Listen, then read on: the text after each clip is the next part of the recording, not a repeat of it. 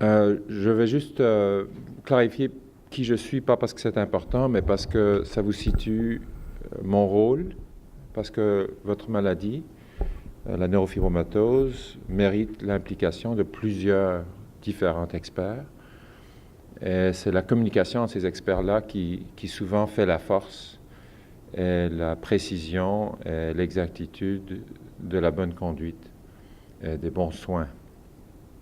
Alors moi, je suis chirurgien orthopédiste oncologue, c'est-à-dire je suis chirurgien orthopédiste d'abord, mais j'ai développé une expertise avec un entraînement précis pour ça, en oncologie, c'est-à-dire en traitement des tumeurs qui touchent tout ce qui est musculo-squelettique, que ce soit les muscles, l'os, mais aussi les nerfs, dans le sens que beaucoup de nerfs périphériques, et pas toujours dans la neurofibromatose, mais le sujet de ce matin est justement les tumeurs qui sont associées à la neurofibromatose et les cancers, justement parlant, qui peuvent en découler. Je suis membre donc d'une équipe multidisciplinaire ici à Maisonneuve-Rosemont, mais aussi à Sainte-Justine. C'est moi qui est un des deux spécialistes à Montréal qui s'occupe de Sainte-Justine pour les mêmes tumeurs. Et donc, comme je côtoie Dr Perrault, qui est dans la même clinique oncologique que moi, on a fait des liens qui sont un peu naturels et qui se sont faits à travers des patients. Et c'est comme ça que je rentre dans ce forum qui je considère très inspirant et intéressant. Et j'espère pouvoir continuer à vous aider à démystifier ce qui se passe dans votre vie quand vous êtes atteint de neurofibromatose. Vous allez aussi voir que je vais parler plus de la neurofibromatose type 1, parce que c'est surtout elle qui implique ma pratique, mais on s'entend qu'il y a quand même des leçons communes à partager dans les différentes neurofibromatoses et dans les maladies rares que parfois les docteurs ne connaissent pas bien quand vous allez les voir pour une urgence ou une visite imprévue. Je vais vous démontrer le plan de ma présentation. On va parler un petit peu des généralités, essayer de définir un peu dans un langage abordable c'est quoi une transformation maligne, parler quelques statistiques sans trop vous alourdir avec ça, vous donner une petite idée un petit peu de qui peut être atteint, dans quel pourcentage. Juste mentionner qu'il y a d'autres associations avec le cancer que juste les tumeurs malignes des nerfs qui peuvent être reconnues. Je vais mettre l'accent sur qu'est-ce qu'on fait pour surveiller, quel genre d'imagerie on utilise et pourquoi, quel est le rôle d'une biopsie et comment ça se fait, et puis un peu démystifier pour que ça vous fasse un peu moins peur, parce que quand c'est fait dans des mains expertes, ce n'est pas d'habitude un drame. Donc la neurofibromatose type 1, qui est la maladie décrite par von Recklinghausen en 1882, c'est la maladie qui est la plus fréquente entre les deux neurofibromatoses et qui comprend des neurofibromes sur les gaines nerveuses. Dans 80% des cas reconnus au monde, on considère que les neurofibromes sont solitaires, donc pas associés à la maladie syndromique, à la neurofibromatose type 1. Mais quand même, il y en a beaucoup qui sont dans chaque patient porteur de neurofibromatose. Et puis, quand il y a une douleur, c'est surtout parce qu'il y a une pression, une tension. Le nerf a besoin de circulation pour être fonctionnel. Fait que si il y a une tumeur qui prend de la place et qu'elle est dans un espace qui est clos ou qui est contre quelque chose d'autre, comme un os, eh bien, il y aura un phénomène de pression qui va diminuer la circulation dans le nerf. Et c'est d'habitude là que les douleurs ou les symptômes d'engourdissement ou les pertes de force vont arriver. Et quand il y a perte de force sur une longue durée, il y a une perte de volume musculaire. Donc, quelqu'un qui a une cuisse qui rapetisse tranquillement, c'est un signe qu'il y a quelque chose qui ne va pas avec le nerf. Ça, c'est quelques photos pour vous montrer qu'ici, une tumeur comme ça, pas très grosse, qui est dans un muscle, peut être très bien tolérée et même pas du tout ressentie. Elle prend naissance probablement dans un petit fibre de nerf qui fait fonctionner le muscle à juste une petite partie. Donc, par exemple, si on enlevait cette tumeur, ça affecterait à 1% à peu près la fonction du muscle. Ce n'est pas très important. Et d'un autre côté, on s'en rendra peut-être pas compte très tôt parce que elle ne met pas une pression sur quelque chose de très contraignant. Le muscle peut accommoder beaucoup la pression. Par contre, celle-ci, c'est un autre patient, qui est très proche de l'os, peut être facilement cognée. C'est dans la jambe, sur le côté. Fait qu'on peut la cogner, puis là, ça peut faire mal. Ou si la pression augmente, comme il y a une enveloppe assez dure autour du muscle, à un moment donné, il y a une pression entre l'enveloppe et l'os. Ça peut donc causer des douleurs plus facilement que l'autre.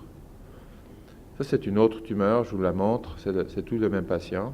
Alors ici, juste dessous l'omoplate, qui est la palette à l'épaule, il y a des muscles, il y a des nerfs dans les muscles, et il y a aussi tout un paquet de nerfs très complexes qu'on appelle le plexus brachial. Et ce patient avait donc un malaise qui progressait, et on a fait l'imagerie, on a trouvé la masse qu'on voit ici dans une autre couleur, et ça a permis de faire une biopsie pour démontrer qu'il y avait effectivement un petit changement, pas encore cancéreux, mais inquiétant. Et comme c'était facile à l'enlever, on n'a pas hésité trop longtemps, et ça a réglé le problème. Donc l'augmentation peut être en lien avec la croissance. Chez les enfants, on voit beaucoup de tumeurs qui grossissent. On fait parfois des biopsies, parfois non, dépendant de toute l'information qu'on va avoir. Et on trouve très souvent qu'il n'y a pas de cancer, même s'il grossit assez vite. Donc il y a un rôle aux hormones de croissance pour faire grossir les tumeurs sans nécessairement les rendre cancéreuses. Par contre, même chez les enfants, il peut y avoir des transformations cancéreuses. Donc, vous voyez tout de suite qu'il y a un problème. Il faut être capable de faire la différence, et ce n'est pas très facile. Naturellement, la biopsie, ça veut dire quoi? Je vais vous en parler plus tard, pour que vous compreniez quel est son rôle là-dedans. Il y a aussi la question de déformation osseuse. Alors, quand une tumeur grossit dans la colonne, elle peut créer des érosions, des pertes d'os par pression soutenue. C'est la même chose pour certains os longs. Ce n'est pas très fréquent, mais c'est un des rôles des orthopédistes. Alors moi, j'ai un rôle plus précis dans la neurofibromatose que la plupart des orthopédistes. Je traite les tumeurs et les cancers. Mais les orthopédistes, en général, ont un rôle soit pour voir qu'est-ce qu'on peut faire pour éviter les déformations de la colonne, soit pour voir qu'est-ce qu'il faut faire chez un enfant qui grandit et chez qui le membre se déforme progressivement, pour éviter les fractures, pour éviter les pertes de fonction plus tard. Donc, il y a un rôle d'orthopédie générale aussi. Naturellement, les décisions à prendre ne sont pas toujours faciles, alors ils vont souvent se plier vers quelqu'un qui a plus d'expérience, comme moi ou un de mes collègues. Alors, dans les différentes formes de neurofibromatose, il y a la forme plexiforme, qui est fréquente dans la neurofibromatose de type 1, et qui est assez étendue parfois, peut causer des problèmes de la peau, des plis, des plaies, il y a certainement un aspect cosmétique qui peut être très important. Il y a la forme diffuse qui sont des neurofibromes qui sont mal encapsulés, qu'on va souvent trouver autour du cou et de la tête. Et il y a ce qu'on appelle la forme sporadique, c'est donc des neurofibromes qui ne sont pas associés avec la neurofibromatose. C'est quoi une transformation maligne? En gros, c'est une tumeur qui est bénigne, donc non cancéreuse, qui, tranquillement, devient cancéreuse. Alors, comment ça se fait? Alors, juste pour les termes, un neurofibrome, c'est une tumeur bénigne, par définition. Quand on veut parler de son cousin malin, on parlait dans le temps du neurofibrosarcome ou du schwannome malin, neurilémome malin. Il y a beaucoup de termes qui ont été utilisés dans le passé. Maintenant, ce qu'on utilise, c'est tumeur maligne des gaines nerveuses périphériques. C'est très gros. Alors, on l'abrévie. J'ai pris l'abréviation anglaise parce que si vous allez lire sur le web, c'est plutôt celle-là que vous allez voir. La littérature anglaise étant quand même un peu plus volumineuse que celle qui est française, mais vous pouvez simplement faire l'acronyme TMGNP en français si vous préférez. Donc, MPNST, je vais y référer plus tard dans la présentation, ça veut dire le cancer relié aux gaines nerveuses. Alors, voici simplement une image de transformation maligne.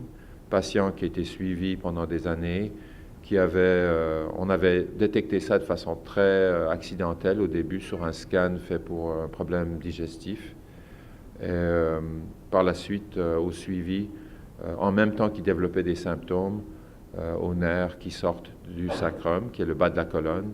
On voit ici qu'il y a un changement de la taille qui est évidente, mais aussi de la texture. Alors, je n'ai pas pu trouver les photos parfaites pour montrer la même type de... Vous savez, quand on manipule les résonances magnétiques, on peut modifier la couleur. Alors, j'aurais voulu vous montrer une qui a la même couleur exactement, mais prenez pour acquis, croyez-moi, que l'hétérogénéité, c'est-à-dire la texture ici, n'est pas aussi uniforme qu'elle était avant, et la circulation aussi a augmenté. Ce qui sont des signes inquiétants de transformation maligne, et ça a été confirmé. Ces tumeurs-là sont associées aux nerfs. Alors les nerfs, naturellement, ils sont très importants pour la fonction. Et si on veut enlever même une tumeur bénigne dans un nerf, il y a des risques qu'on crée un dommage au nerf. Il y en a d'autres qui sont très difficiles à atteindre. Celle que je vous ai montrée, elle est dans le fin fond du bassin. Elle est derrière l'intestin, en avant de la colonne. Donc, ce n'est pas évident d'y aller. Fait qu'on essaie de doser un petit peu, pas créer du tort au patient non plus. Surtout si c'est une tumeur bénigne qui ne lui cause aucune douleur et aucun problème fonctionnel, on ne va pas essayer d'en créer un sans justification. Donc, par contre, on va s'y attarder. Il a été suivi longtemps. Et quand le développement s'est fait, il y a eu ce patient-là, pour toutes les raisons qui lui sont propres, a décidé de ne pas faire ses suivis pour quelques années. Et ça va être un de mes messages. Si on prend des décisions basées sur le suivi, on n'aimerait pas avoir trop d'intervalles prolongés. Et ça, naturellement, d'une année à l'autre, ça peut changer. Je peux dire à un patient, venez dans 3 ans. Puis là, je dis, là, il y a un peu plus de signes inquiétants, venez dans 1 an. Fait que c'est ce discours-là qui va être important entre le docteur et son patient. Et la vie amène toutes sortes de défis et parfois les patients peuvent pas venir ou veulent pas venir pour différentes raisons et on fait ce qu'on peut avec ce qu'on a.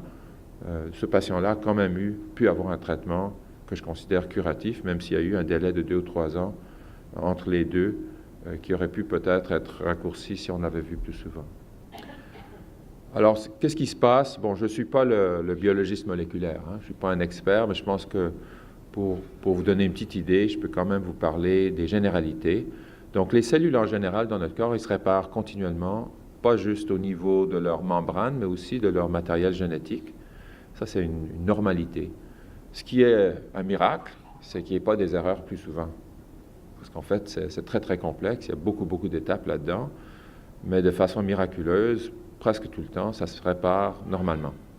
Mais il y a des erreurs de temps en temps qui arrivent et la surveillance de ces erreurs est déficiente dans certaines conditions génétiques, comme la neurofibromatose. Alors, quand ces modifications sont les mauvaises, elles peuvent mener à un comportement cellulaire qui est celui du cancer. Ça grandit trop vite, les contrôles de croissance ne sont pas là, il devrait mourir à un certain moment, cette cellule-là, elle ne meurt pas, elle continue à grossir, elle se divise, et puis elle fait des bébés, elle les envoie en circulation, et c'est ça qui s'appelle le cancer. Le cancer, c'est une maladie maligne qui se propage. Et il y a des grades. Il y a des formes qui sont très, très, très lentes, et d'autres beaucoup plus vite. On en parlera un petit peu. Et ce qu'on voit à l'imagerie, c'est la grosseur qui change, la texture qui change, comme j'ai parlé du cas précédent, et parfois des changements à l'intérieur de la tumeur où il y a du liquide qui se forme. Pourquoi? Parce qu'elle grandit tellement vite qu'elle ne peut pas avoir assez de nourriture, pas assez d'oxygène, pas assez de nutriments pour se garder en vie. Donc il y a une perte de vie d'une partie de la tumeur. Elle devient morte, elle se change en liquide, et ça peut se voir sur les résonances aussi. Ce n'est pas seulement les tumeurs cancéreuses qui font ça, par ça. Il y a des tumeurs bénignes, même des gros neurofibromes, qui peuvent avoir des ondes liquidiennes. Alors là encore, on a un autre défi. Est-ce que c'est vraiment du cancer qu'on voit ou non? C'est donc pas facile toujours. Au microscope même, quand on prend un morceau, il peut être difficile de trancher entre ce qui est un vrai neurofibrome bénin, un neurofibrome atypique, ou un neurofibrome avec atypie, ce qui est une tumeur pré-maligne, et une MPNST, qui est une tumeur franchement maligne, qui se grade, elle, en 1, 2, 3, le plus souvent. Il y a des des classifications en 4 grades, mais on utilise plutôt celle de 3 grades, partout au monde maintenant. Et cette variabilité suggère qu'il n'y a pas juste une erreur génétique, il y en a probablement plusieurs différentes.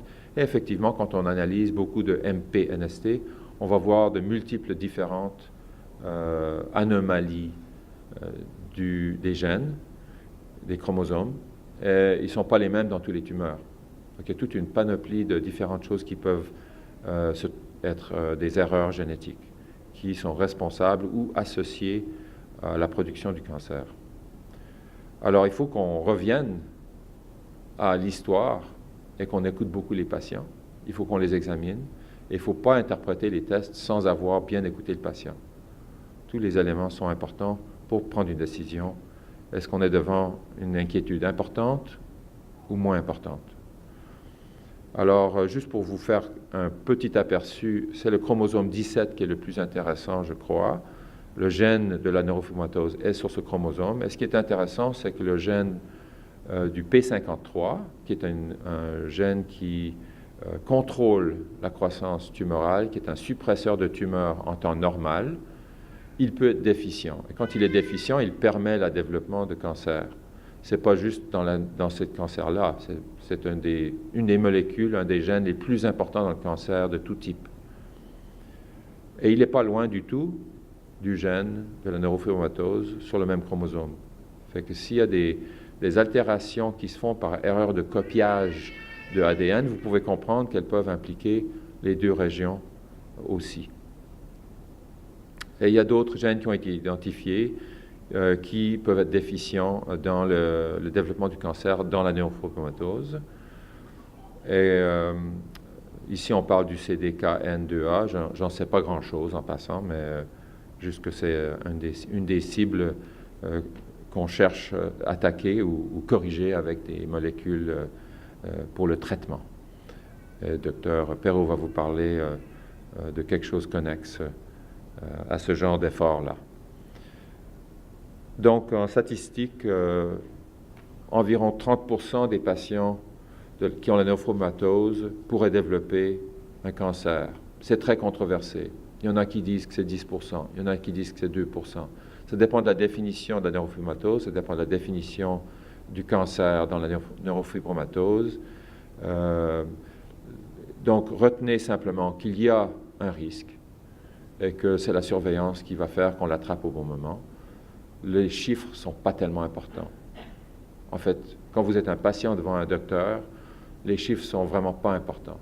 Vous êtes 100% ou vous êtes 0%.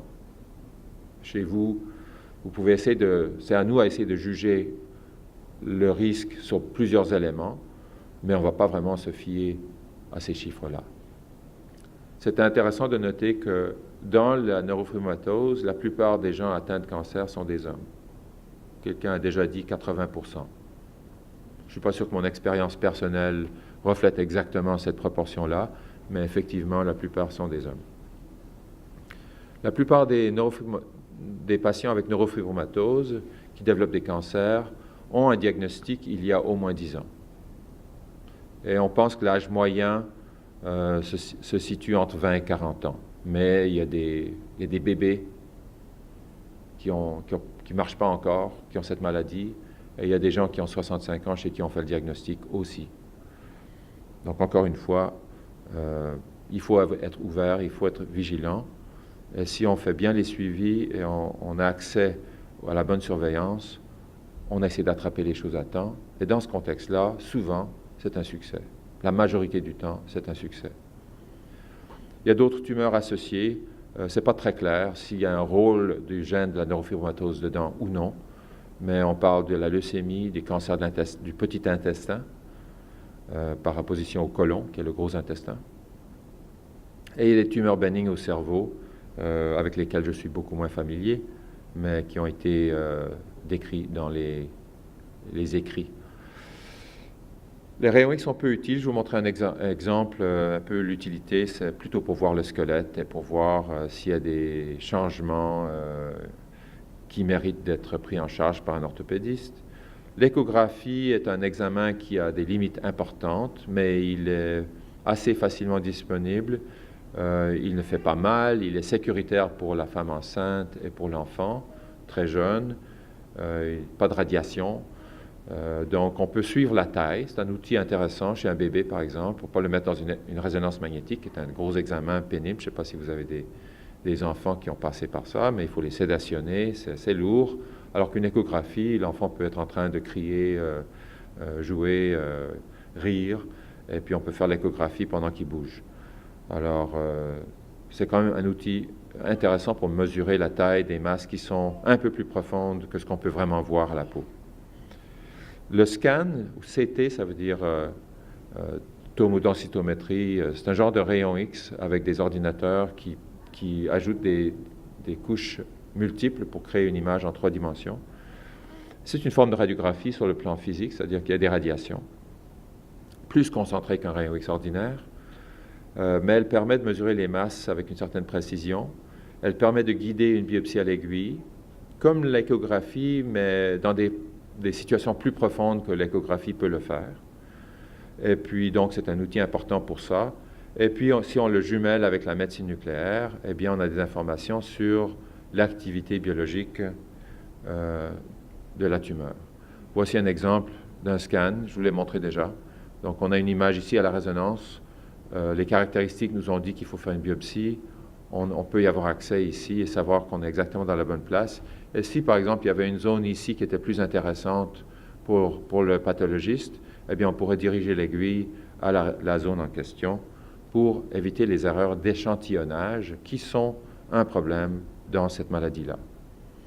La résonance magnétique, c'est le meilleur examen pour les détails de texture, voir qu'est-ce qui est à côté. Est-ce que ça implique le nerf sciatique, le gros nerf qui est dans la fesse qui innerve toute la jambe, ou est-ce que c'est dans l'intérieur d'un muscle, où on sait que ça va être un filet nerveux de peu d'importance. C'est une grosse importance. C'était très important pour prendre des décisions, combien on veut faire chez ce patient-là. Et on peut aussi voir combien il y a de circulation. Ça nous donne une idée de l'activité biologique. Ça permet de planifier la chirurgie, d'expliquer au patient qu'est-ce que ça va coûter en termes de douleur, en termes de réhabilitation et même en termes de séquelles permanentes. On pouvait planifier d'avance et dire, il va malheureusement avoir à couper cette structure qui est normale si on veut pouvoir contrôler cette tumeur. Ou en revanche, vous allez perdre un peu de muscle, quelques filets de muscle, et ça ne devrait pas affecter votre vie du tout. Donc c'est très utile d'avoir cette information. La précision en termes de mesure de taille est meilleure qu'avec le scan. Pas énormément, mais on a plus de dimensions qu'on peut mesurer. Les désavantages, c'est que les mouvements dégradent les images, comme au scan d'ailleurs.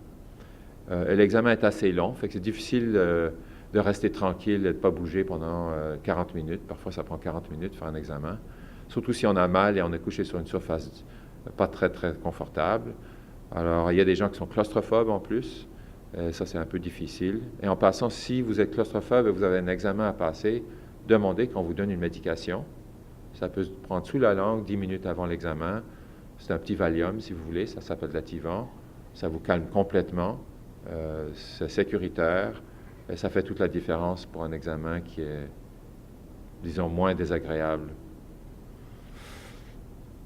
Finalement, même si c'est un bon indice sur les changements tumoraux qui sont suspects d'une transformation maligne, ce n'est pas 100%. Il y a des erreurs qui ont été, jusqu'à 15 à 20% des tumeurs qui sont appelées malignes par un radiologiste vont être bénignes, ou peut-être précancéreuses par contre.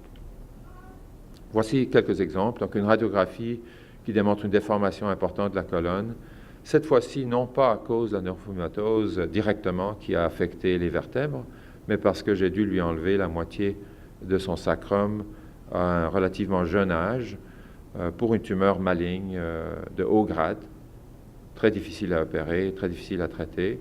Je suis heureux de vous dire que 7 ans plus tard, elle est encore avec nous, qu'elle n'a pas de signe de cancer disséminé, donc c'est un succès. Mais naturellement, il y a un prix à payer.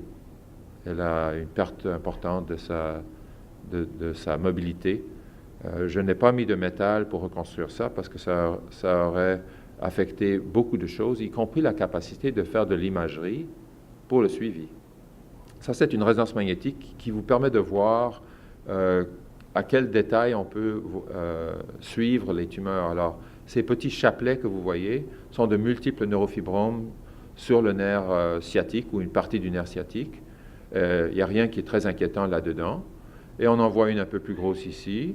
Et quelques années plus tard, il y a des symptômes qui commencent à être de plus en plus fréquents et évidents. Et puis, on arrive maintenant à un seuil où il dit, ben, ça prend une biopsie, ça prend une intervention. On est dans le nerf sciatique, fait qu'il y a un risque de perte fonctionnelle. Et,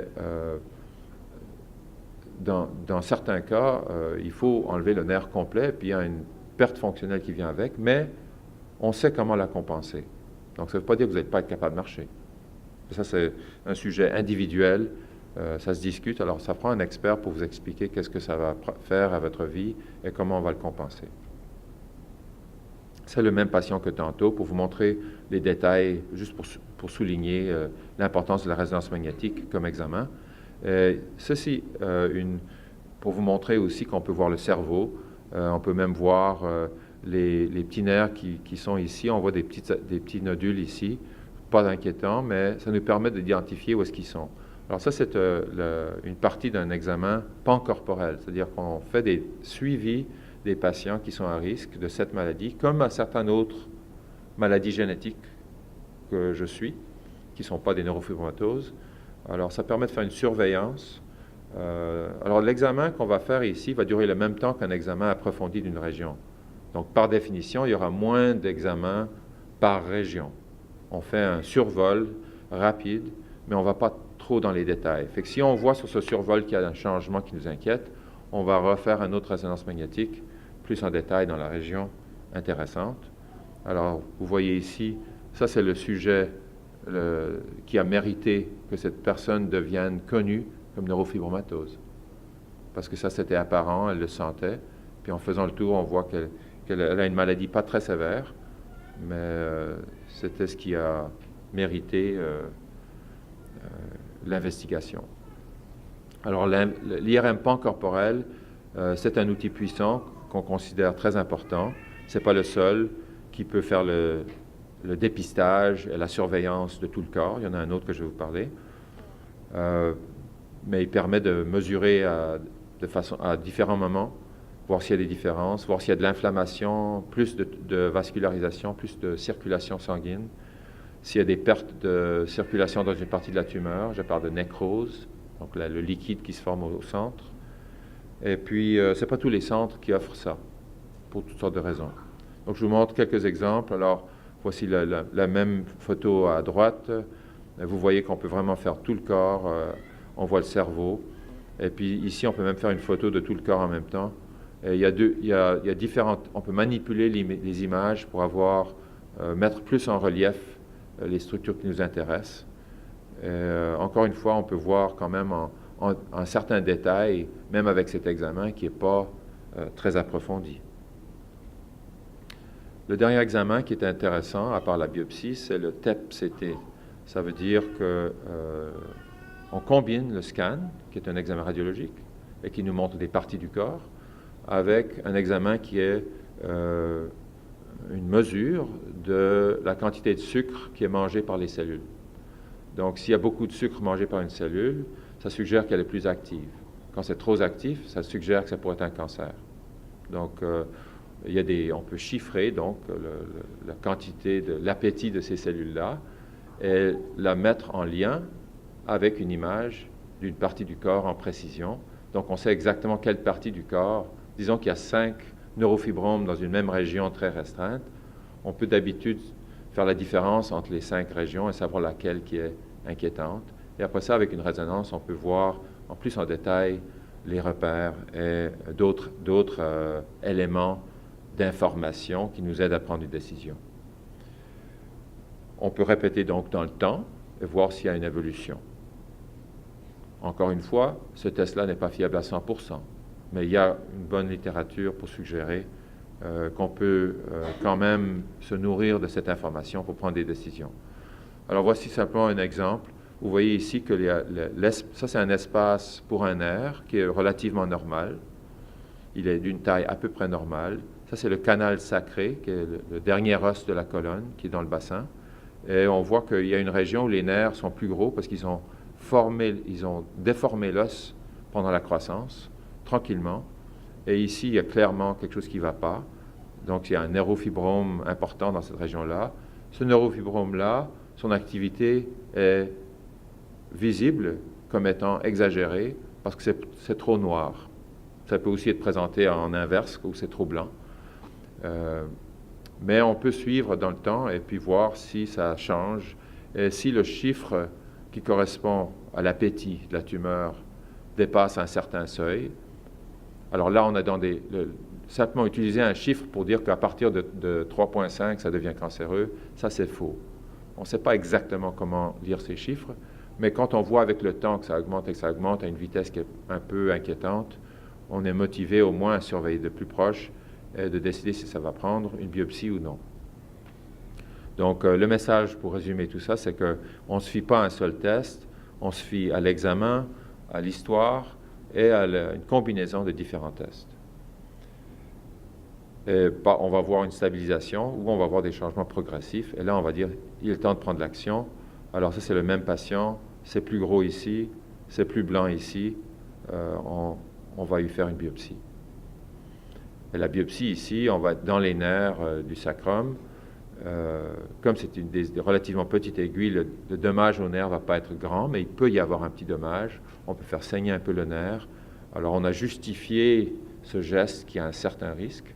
Il n'est pas très grand, mais il y a un petit risque pour éviter de créer du tort sans bonne raison. Alors, encore une fois, on combine les différentes informations et aussi on combine les opinions des différents médecins. Fait que si le Dr Perrault est plus inquiet que moi, bien, je vais garder ça en tête qu'il est inquiet dans mes décisions. Parce que lui, il connaît le patient peut-être depuis plus longtemps que moi, il a vu l'évolution. Moi, je ne suis pas encore convaincu qu'il faut passer à l'action, mais je vais quand même il va me pousser dans la bonne direction. Alors, puis ça peut être pareil aussi. Moi, je peux dire, ici, le prix à payer pour une chirurgie est très grande. On va faire un petit peu attention avant de se décider pour être sûr que tout le monde comprend. Et aussi, je vais impliquer le patient pour qu'il comprenne bien le problème et qu'il nous aide à prendre la décision. Il y a des patients qui préfèrent prendre le risque d'attendre un peu, d'autres préfèrent prendre le risque d'y aller d'avant et de payer peut-être, mais de pas avoir le cancer ou de savoir qu'il n'y a pas le cancer. Alors, il faut être personnel, il faut personnaliser un petit peu et votre rôle est important. Donc, c'est quoi une biopsie? La biopsie, c'est de prendre un petit morceau, de le mettre sous le microscope pour le regarder. Et une fois qu'on l'a regardé, on met différentes colorations, des anticorps. Ça nous permet de caractériser des changements dans le tissu. Ça, c'est en général. Pour la neurofibromatose, il y a effectivement certaines colorations d'anticorps qui sont spécifiques à ce genre de tumeur-là et qui vont nous aider à classifier la tumeur comme étant à risque de cancer, franchement cancéreuse ou bénigne. La façon de le faire est importante. Si on le fait à l'aiguille, tout au couvrir avec une incision, on contamine moins de tissus sains.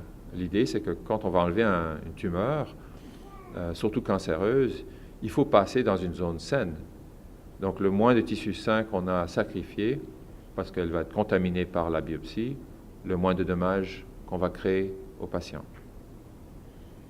Et quand un scan est dirigé par les imageries, surtout le scan, quand l'aiguille est dirigée par le scan, ça permet d'aller à la bonne place, avec précision, pas faire de faux chemins, mais aussi d'aller chercher dans la tumeur elle-même les zones qui sont les plus propices à nous donner les bonnes réponses.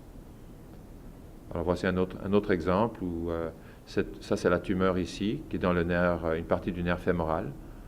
Et cette aiguille, on met de l'anesthésie locale. Dans certains cas, on va sédationner, mais la plupart du temps, une anesthésie locale va suffire. Et puis, avec une aiguille très très fine. Et ensuite, on va prendre une aiguille un peu plus grosse pour prendre des petits morceaux. Et puis, je me répète ici en disant que la biopsie bien dirigée permet d'aller chercher les zones les plus intéressantes, mais aussi le message est que pas tous les radiologistes ont une formation en tumeur et ne comprennent pas toute l'importance de bien placer l'aiguille. Parce que si l'aiguille est placée à la mauvaise place, je suis obligé d'enlever le trajet de l'aiguille avec la tumeur cancéreuse. Et si l'aiguille est à la mauvaise place, je dois sacrifier une structure qui n'aurait pas dû être sacrifiée. Donc c'est important que la biopsie soit faite dans les mains d'un expert, ça veut dire un radiologiste qui travaille avec des experts en cancer. C'est une des raisons pourquoi parfois on fait voyager les gens vers des centres tertiaires comme Maisonneuve-Rosemont ou Sainte-Justine, même si c'est loin. Alors, on parle de, comme j'ai déjà dit, je répète cette diapo juste pour vous rappeler que c'est un peu difficile au pathologiste de prendre la décision lui-même.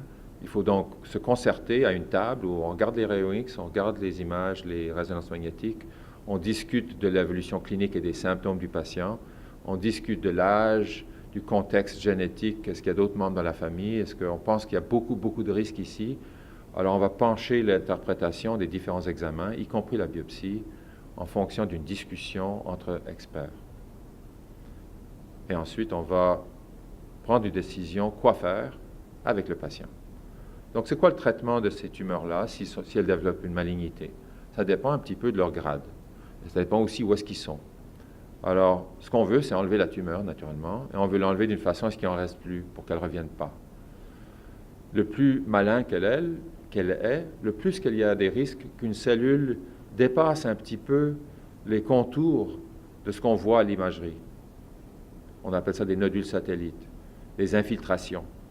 Alors, par exemple, dans un nerf, qui est une structure qui est en tube, c'est comme il y a des fibres qui courent le long d'un trajet, les cellules cancéreuses peuvent se faufiler le long de ces tubes-là. Donc, même si la tumeur a l'air d'arrêter à un certain moment, il peut y avoir un peu plus loin des cellules tumorales qui sont inaperçues. Alors, on prend des marges. Marge, c'est comme quand vous passez dans une ruelle avec votre camion, ben, vous vérifiez, puis peut-être vous rebattez vos rétroviseurs, parce que sinon, il y a plus de risques de frôler le mur. Alors, vous regardez combien de marge vous avez, et puis vous ajustez en conséquence. Alors, c'est un peu le contraire en chirurgie. Quand on a une incertitude, et puis qu'on veut vraiment enlever toutes les cellules cancéreuses, on en prend un peu plus. Il y a aussi la marge calculée, c'est-à-dire on sait qu'on veut être à quelques millimètres de la tumeur, fait qu'on regarde sur la résonance magnétique, qu'est-ce que ça va prendre, on mesure et on prend une certaine quantité. Et ça, c'est l'expérience de savoir qu'est-ce qui est la bonne marge à prendre pour telle tumeur, dans telle place. Et ça, c'est l'expertise que j'espère amener à mes patients. Et parfois, il faut décider d'avance qu'on va sacrifier quelque chose qui est sain. La radiothérapie est seulement utilisée pour les tumeurs de haut grade, les sarcomes de grade 2 ou 3.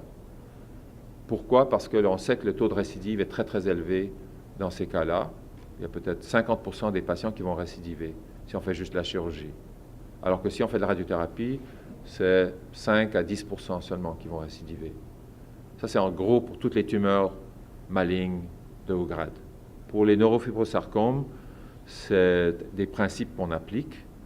Il y a la différence de ces tumeurs par rapport aux autres va peut-être être dans le fait qu'on va plus aller en longueur avec la radiothérapie qu'on l'aurait fait autrement, parce que ça coule le long des tubes et des fibres.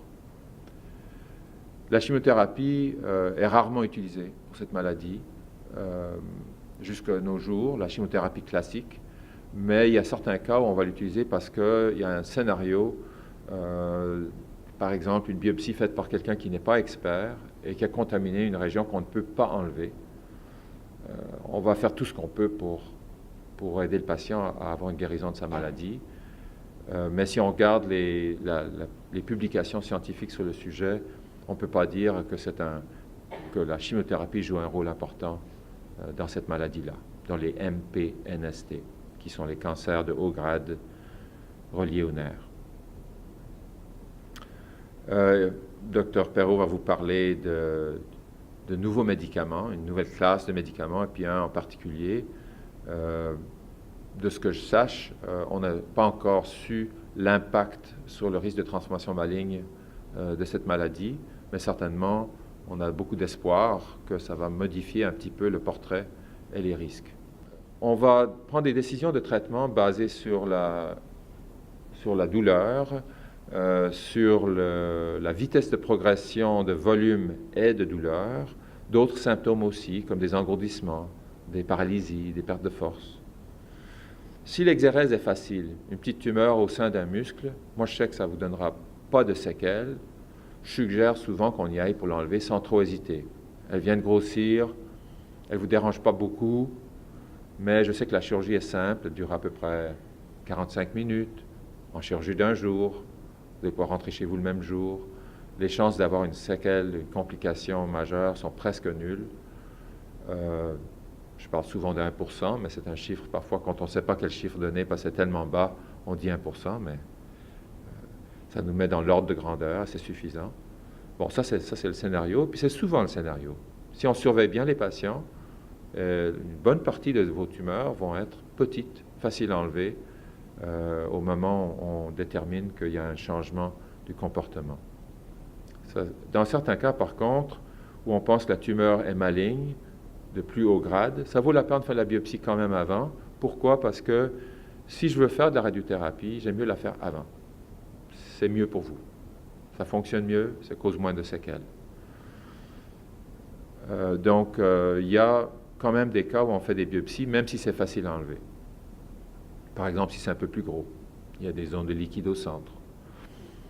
Si aussi c'est une tumeur mal placée, vraiment mal placée, où le prix de l'enlever est majeur, nerf sciatique à enlever au complet, une tumeur dans la colonne, et on n'est pas trop sûr que c'est malin vraiment, ou que c'est simplement qu'elle a grossi un peu, mais c'est mieux de faire une biopsie avant de prendre la décision. Ça va nous aider. Donc, on revient aux classifications. Il y a 3 cancers. Il y a les tumeurs qui sont de très bas grade ou même pré-cancéreuses. Une simple chirurgie où on frôle les rebords de la tumeur. On n'essaie pas de faire des marges importantes. Alors, par exemple, j'ai enlevé plusieurs neurofibromes avec atypie à l'intérieur du nerf sciatique, qui est un nerf très important. Et de façon presque uniforme, ces patients-là ont des très petites séquelles ou rien du tout. Même si on va à l'intérieur d'un nerf important, on peut délicatement découper, laisser le nerf intact à 99%. Et ça change très peu la vie du patient, mais ça soulage une douleur et ça soulage beaucoup l'anxiété. Pour les MPNST, donc ils sont franchement cancéreux, mais de bas grade, grade 1, on n'a pas besoin de radiothérapie, pas de chimiothérapie, mais il faut que la chirurgie soit faite avec des marges négatives. Donc, on va aller chercher un peu plus de tissu sain autour. Alors là encore, dépendant où est-ce qu'il est placé, il y a un prix à payer plus ou moins grand et il faut faire une bonne discussion franche avec la personne devant nous pour que tout le monde soit d'accord avec la conduite et qu'on ait les mêmes buts quand on fait la chirurgie, parce qu'il faut que moi je sois convaincu. Quand je vais couper quelque chose qui est normal, qui va vous coûter, moi je veux être convaincu que vous le voulez. Sinon, je vais hésiter, peut-être que ma marge va être moins bonne. Ça, c'est une réalité. Les hauts grades, la radiothérapie préopératoire diminuera le risque de récidive locale et même me permettra d'aller un petit peu plus proche à la tumeur. Parce que s'il y a quelques petites cellules éparpillées autour que j'ai manquées à ma chirurgie, les chances sont que la radiothérapie va être efficace.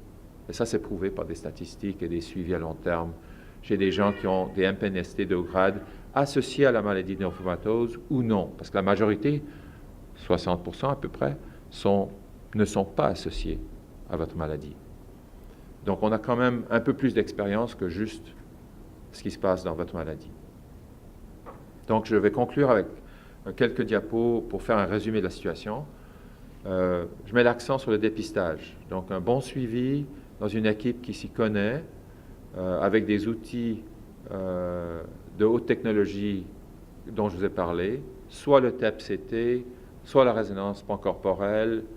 Dans les cas plus à risque, les deux. C'est long, hein? Le TEP-CT, c'est aussi long qu'une résonance. Je suis sûr que vous en avez eu, plusieurs d'entre vous en ont eu. C'est long, c'est moins bruyant au moins, c'est moins claustrophobique. Mais c'est donc des examens un peu lourds, surtout chez les enfants, mais ils sont justifiés, comme vous avez vu.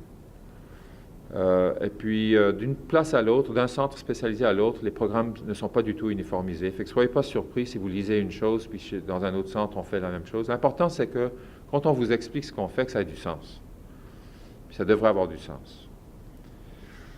Et puis, finalement, on espère clarifier un peu plus la biologie moléculaire. Peut-être qu'un jour, on va pouvoir déterminer que tel patient avec neurofibromatose est moins à risque qu'un autre, ou qu'il faut surveiller une tumeur qui a une biopsie aujourd'hui qui est négative pour le cancer, mais qui a un changement moléculaire qui est un drapeau rouge. Ben, celle-là, on va peut-être la suivre de façon plus fréquente, avec des résonances plus fréquentes.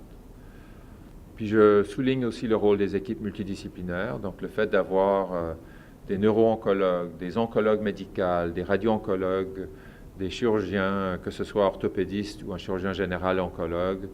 Bon, il y a les ORL, il y a les neurochirurgiens. Tous ces gens-là devraient faire partie d'une équipe, c'est-à-dire qu'on devrait pouvoir identifier un spécialiste d'à peu près toutes les sphères nécessaires, qui peut être au moins conseillé par des gens qui ont de l'expérience concentrée dans une maladie comme la vôtre. C'est vrai pour d'autres maladies rares qui sont des niches. Je suis un petit peu spécialiste là-dedans. Moi, je suis toutes sortes de niches qui tombent dans mon créneau. La neurofibromatose, donc c'est un peu naturel pour quelqu'un comme moi de s'impliquer dans cette maladie qui est rare et pas très bien connue pour beaucoup de docteurs. C'est important encore, je le souligne à plusieurs fois, mais c'est parce que c'est important que le patient soit suffisamment bien renseigné, qu'il puisse aider à prendre une décision qui est logique pour lui ou elle, parce que nous n'avons pas tous les mêmes buts dans la vie. Et puis, finalement, n'oubliez pas que vous êtes, avec une neurofibromatose de type 1, vous n'avez pas juste une tumeur, vous en avez plusieurs. La plupart sont bénignes et vont rester bénignes. Mais il peut y avoir un cancer qu'on traite, on fait une chirurgie correcte, c'est réglé, ça ne semble pas vouloir revenir, il n'y a pas de métastase au poumon, ça je n'en ai pas parlé, mais les cancers de haut grade, ils ont tendance à aller au poumon, en métastase et au ganglion aussi. Donc on fait une surveillance une fois que le diagnostic est posé. Mais vous pouvez avoir donc une surveillance de long terme qui dit que vous êtes guéri de ce cancer-là, mais on reste avec la possibilité d'un autre neurofibrome qui se dégénère à une autre place du corps, qui n'a rien à voir. Et il ne faut pas que le docteur qui vous traite pense que parce que vous êtes rendu au deuxième ou au troisième, que vous êtes moins capable d'être guéri que la première fois. Chaque nouvelle tumeur est une nouvelle tumeur. Et donc, moi, je considère que chaque fois que je vois une nouvelle tumeur chez le même patient, c'est comme si on va faire un traitement curatif, on va offrir le traitement curatif, comme si c'était le premier. Et ça, c'est un message important parce que j'ai déjà eu des arguments avec d'autres oncologues qui n'avaient pas compris ça.